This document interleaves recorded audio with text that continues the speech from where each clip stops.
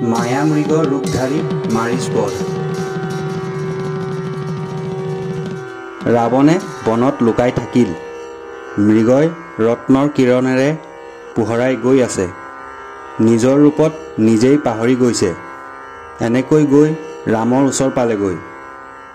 সেই সময়ত ৰাম আৰু সীতা দুয়োজনেই একেলগে বহি আছিল। তাত গৈ তেওঁলোকৰ আগত মৃগই দেখা দিলে। দুটা কাৰণে এই কাৰ্য ঘটিছে, ৰাক্ষস বংশ ধ্বংস কৰিবৰ কাৰণে আৰু জানকীক বিপদ সাগৰত ডুবাবৰ কাৰণে। দেৱগণক বিপদত পৰিত্ৰাণ কৰিবৰ কাৰণে বিধাতাই এনে মৃগৰ নিৰ্মাণ কৰিলে।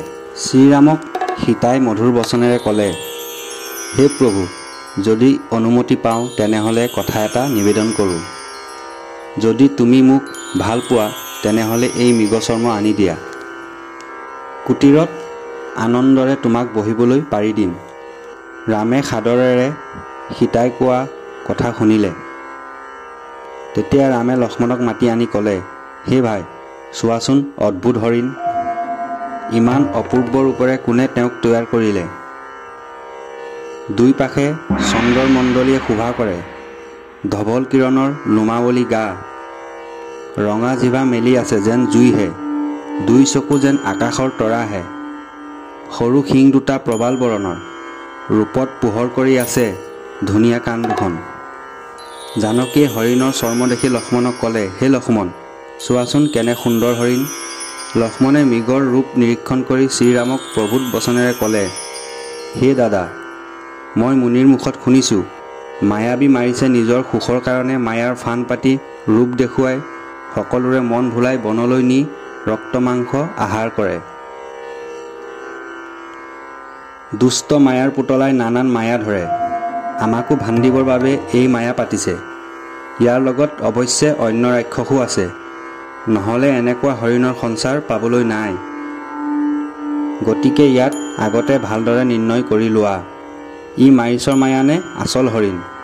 লক্ষ্মণ অতি সুবুদ্ধিবান, যিমান যুক্তি ক'লে সকলো সঁচা। লক্ষ্মণৰ কথাত ৰঘুবীৰে ক'লে, হে ভাই, মাৰিচ ইয়ালৈ কেনেকৈ আহিলে তাক স্থিৰ কৰা। যদি মাৰিচ ব্ৰহ্মবধত পাপী হয় তাক মাৰিব লাগিব, অগস্ত্যে বাতাপিক মৰাৰ নিচিনাকৈ। সি নহয় যদি আন ৰাক্ষসো হয় তাকো মাৰি তপোবন নিষ্কণ্টক কৰিম। ৰাক্ষস নহয় যদি মৃগজাতিৰ হয়, ৰত্ন মৃগ ধৰিলে মনত আনন্দ পাম। ধৰিব নোৱাৰি যদি প্ৰাণে মাৰোঁ, মৃগচৰ্ম লৈ ইয়ালৈ আহিম। যেতিয়ালৈকে মৃগ মাৰি ঘৰলৈ নাহোঁ তেতিয়ালৈকে তুমি সীতাক ৰক্ষা কৰি থাকিবা। মোৰ কথা কেতিয়াও অন্য নকৰিবা। বিপদত যাতে নপৰা সাৱধানে থাকিবা। সিফালে বৃক্ষৰ আঁৰৰ পৰা ৰাৱণে সকলো শুনি আছে। মনে মনে ভাবিছে, জানকীক এতিয়া হৰণ কৰিম। যেতিয়া যি হয় সেয়া বিধিৰ লিখন। সীতাৰ নিচিনা সতীয়ে সেইকাৰণেই দুখ পায়। শ্ৰীৰামে হাতত ধনুশৰ লৈ সাজু হ'ল আৰু লক্ষ্মণক ঘৰত ৰাখি মৃগ মাৰিবলৈ গ'ল। শ্ৰীৰামক দেখি মাৰিছে মনতে ভাবিছে, পলাই যদি যাওঁ ৰাৱণে মাৰিব। মোক ৰাম নতুবা ৰাৱণে মাৰিবই। মোৰ কপালত আজি অৱশ্যেই মৰণ হ'বই। গতিকে ৰামৰ হাতত মৰাই মংগল হ'ব।